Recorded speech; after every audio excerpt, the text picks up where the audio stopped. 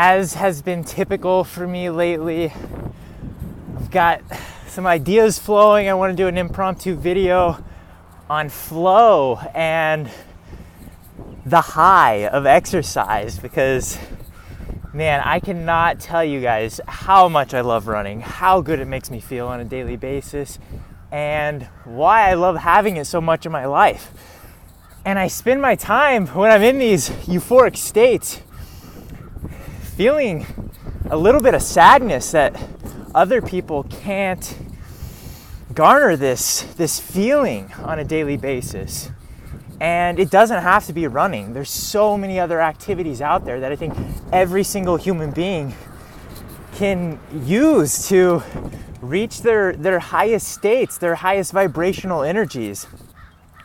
And Csikszentmihalyi talked about this, a famous psychologist who coined the term flow. We all hear about flow states, and maybe for you that's rock climbing or acro yoga or drawing. I feel like all of these have their own unique flavors of flow. For me, I used to be a skateboarder as a kid. I loved that.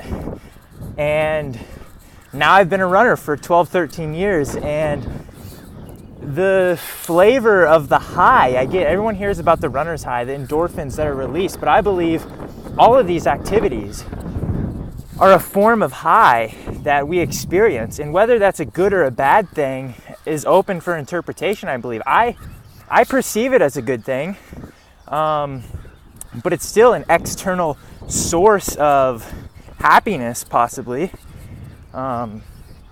and perhaps some of these things can be abused, but for me, I feel like it's nearly impossible to abuse them. I mean, you're gonna get tired by the end of your run and feel fulfilled and ready to be done. I don't think the same thing can be said for drugs most of the time, and you have to look at the whole picture when it comes to these things as well. Drugs, at least,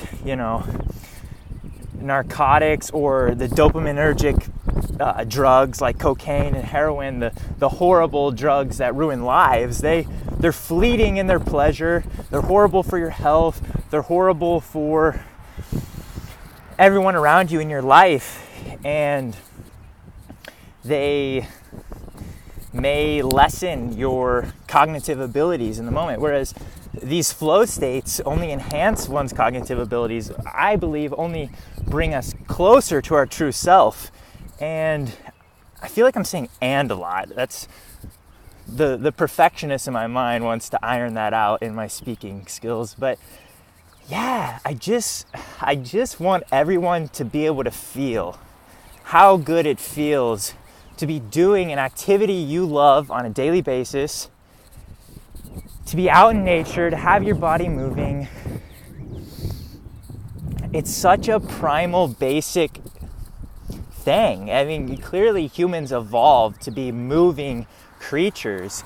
Clearly there's a reason why this feels so good. Clearly there's a reason why being cooped up in a house, watching television and eating crap food makes you feel pretty poor and dissatisfied.